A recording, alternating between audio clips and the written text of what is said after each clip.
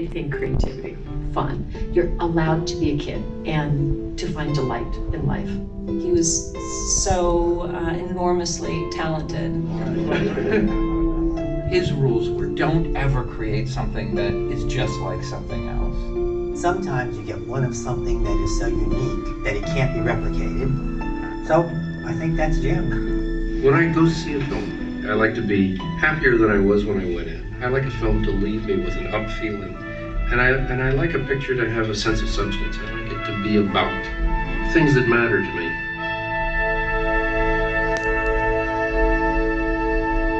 My father was quite a philosophical person. He was kind of quiet, introspective, a bit meditative. He loved to take walks in the woods or on the beach or, enjoy the outdoors with us. He was always saying, like, come on, let's just take a nice long walk. Growing up as a Henson was not very unusual. We were a pretty normal family, but maybe just a little bit on the weird side, like a circus family. But mostly we had a pretty typical suburban upbringing. He really liked painting Easter eggs and he liked making homemade Christmas tree ornaments. He always made sound effects with everything that he did. If he had to get something off a shelf, he'd go, there you go. When I was growing up, we were in and out of the studio all the time. All of us were very much involved with my father's work because it was so interesting. It was never a dull moment. If you were in the workshop, there were puppets being constructed, costumes being made, little props being put together. And on set, it was hilarious, and we all learned a lot about how puppetry is performed, how it's directed. I think we all took a professional interest in what was going on, but it was also fun. My own personal memories of being on set with the Muppets is being underneath the set and looking up at the puppeteers performing over my head because it was really convenient just to find a little corner spot and watch how it was all done from down below.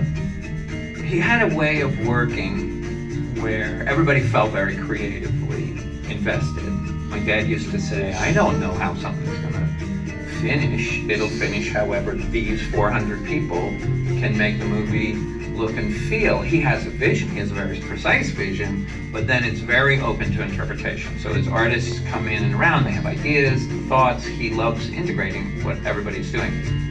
Everybody loved working with him because it was always so satisfying at the end of the day when you knew that you just brought something to the project that wasn't inherently in there. What excited him the most? Cameras. Cameras excited him.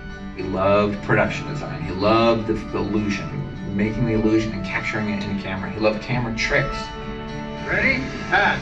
My father really wanted to have a career in television.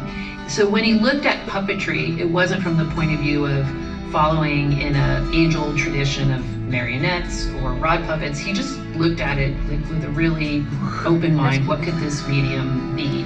And I think that's partially why he did transform puppetry. And it was for television. It was not for live entertainment. Beyond that, he was also part of the development of animatronics, which, George Lucas and Steven Spielberg were as well. Jim Henson is responsible for a whole resurgence of interest in puppetry. Over the years, we have collected so many puppets, puppet props. It felt like it was important to keep these things, but if nobody could see them, why keep them? So a few years ago, we turned our attention to getting the collection completely out into the public view. The family approached the center. They were looking for a home for the Henson collection where it could be displayed and shared with people for future generations. That discussion about really featuring Henson objects in the new museum led to actually creating a whole new wing here at the center with a major portion of it actually being the Jim Henson collection. This collection is hundreds and hundreds of puppets and props and costumes. So many of the things that made these productions special and exciting. When you come here to the center, you get to see the actual puppets. These are the originals, and I think that's really, really special. There are so many great scenes in the Goblin City, and here we have the little cannonball guy. When he gets shot at, his little arms go flopping all over the place. He's so cute, and all of this armor was handmade.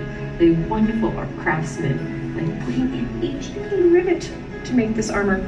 Here we have Didymus. Didymus is one of my favorites. And he always reminds us of our dog. That we had a dog named Yankee Doodle, and Yankee Doodle was this snappy little peekapoo, and he was always guarding our front door. And even though he was teeny tiny, he had a very big personality, and he really had a mission. There's a lot of Yankee Doodle in this. Without my permission, no one may cross.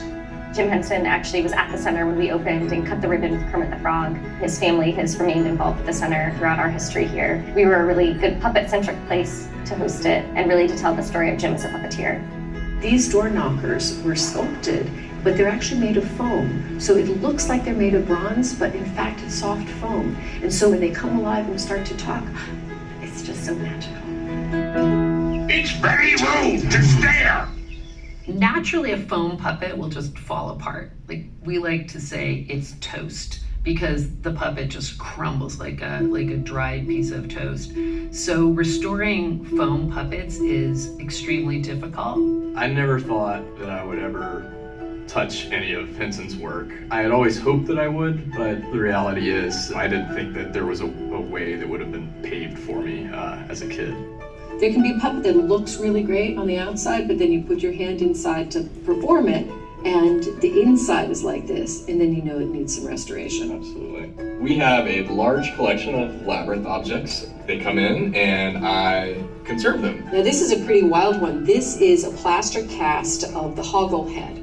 Now what they would do is first they would sculpt the hoggle head in clay, and then make a mold of it, and then from that mold, they could make the skins out of foam latex.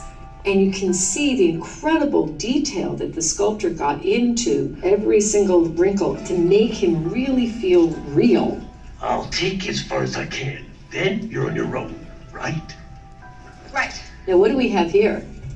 These are some hands for the junk woman here. Ooh, she sure is scary, Yeah. isn't she? Wow, you would not want to run into her. You can't look where you're going if you don't know where you're going. Oh, tell us a little bit about this little goblin. He is a pretty cute little fella. So this is Pico. This is actually when Jared, David Bowie's character, appears in Sarah's room. He kind of taunts her and throws this scarf at her, and it lands on the floor, and it becomes Pico. So what did you do on this goblin? Well, his head was actually in really good shape. So that's probably the most important piece as far as my job is concerned. I did a little bit of repair just around the eyelids and on the nose a little bit where that underskull is. Once the puppets have been restored, they're no longer performable because they really have to put things into a fixed position in order to keep it stable long term. It's not fair! No, it isn't. But that's the way it is. In terms of bringing puppetry to the world, I think films like Labyrinth and The Dark Crystal are pretty instrumental, certainly for TV and film, because not a lot of people have so much exposure to puppetry. In 3, 2, 1, action! I think that my father's legacy comes out in many different ways. But for me, his true legacy is in individual artists following their own vision, creating shows that really matter to them.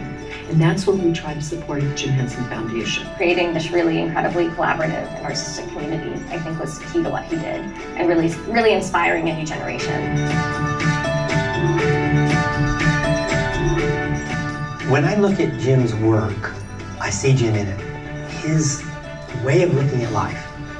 It was all about kindness, it was all about love, it was all about compassion.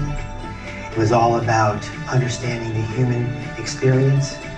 The purest message he was always trying to say was respect and love each other for your differences, not your similarities. Because if you can do that, then that would solve all of the social problems in the world.